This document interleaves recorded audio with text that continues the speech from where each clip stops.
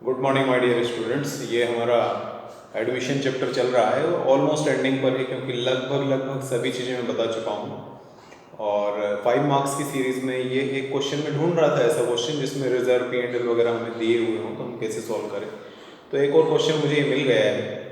तो आज ये 5 मार्क्स का ऑलमोस्ट लास्ट प्लेन क्वेश्चन में हम लास्ट क्वेश्चन समझ रहे हैं। कल से मैं एडमिशन का लास्ट टॉपिक आपको एक्सप्लेन करूँगा, एडजस्टमेंट्स ऑफ कैपिटल। तो कल हम उसके नोट से समझेंगे और हो सका तो कल ही उसका क्वेश्चन भी क्लियर करवा दूंगा। तो अब ज़्यादा टाइम बचा नहीं है इस चैप्टर को कंप्लीट होने में। मुश्किल से 2 to 3 लेक्चर्स, 2 से 3 लेक्चर्स में ये चैप्टर कंप्लीट हो जाएगा।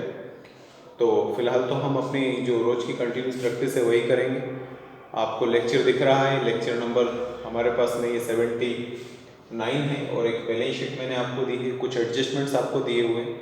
तो पहले मैं बैलेंस शीट एक्सप्लेन कर रहा हूँ, उसके बाद आप लोग रिवैल्यूएशन अकाउंट बनाइए, फिर मैं जो रिवैल्यूएशन अकाउंट समझाऊंगा उससे मैच करिए।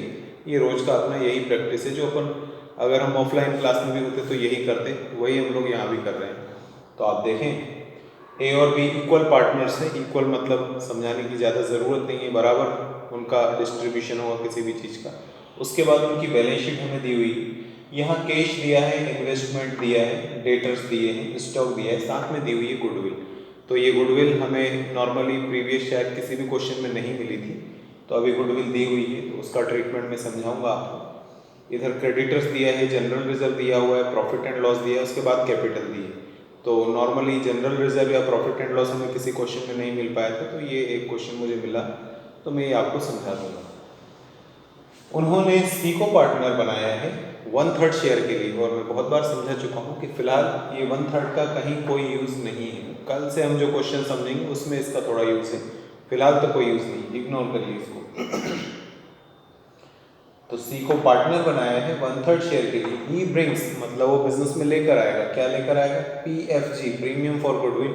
कैपिटल अकाउंट में हर क्वेश्चन के अंदर ये दिया हुआ है, मैंने आपको पुट करना बताया है। कैपिटल दी हुई है 2500, ये भी कैपिटल अकाउंट में ही आएगी।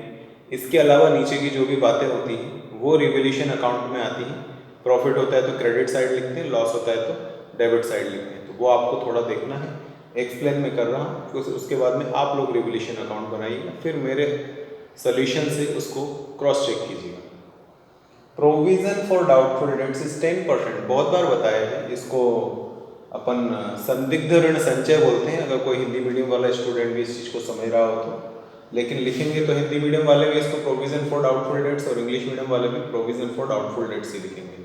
तो प्रोविजन फॉर डाउटफुल डेट्स 10%। इसका मतलब आप ये समझ जाइए कि हमारे जो डेटर्स हैं उनकी वैल्यू 10% नीचे चली गई। तो ये डेटर्स हमारे लिए एसेट्स हैं, ये रहे 5000 के। अब जब एसेट्स की वैल्यू नीचे जाएगी तो फायदा तो किसी भी एंगल से नहीं है, ये तो लॉस है आपके लिए भाई। तो ये जो डेटर्स दिख रहे हैं अपने को 5000 के, इनका आप 10% निकाल लीजिएगा, जो कि आएगा 500 रुपीज़। ये आपका लॉस है। लॉस है तो अब रिवैल्यूएशन अकाउंट में कहाँ जाना चाहिए, वो आप रोज समझ रहे हैं तो आपको याद होना चाहिए। राइट ऑफ हिंदी में बोलते हैं अपलिखित। राइट ऑफ या अपलिखित दोनों का ही मतलब होता है डेप्रिसिएशन लगाना।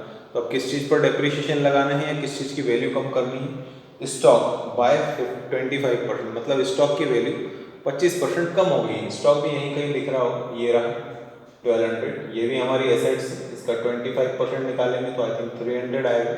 और जैसे ये 500 लॉस था, ऐसे ये 300 भी हमारे लिए लॉस की है।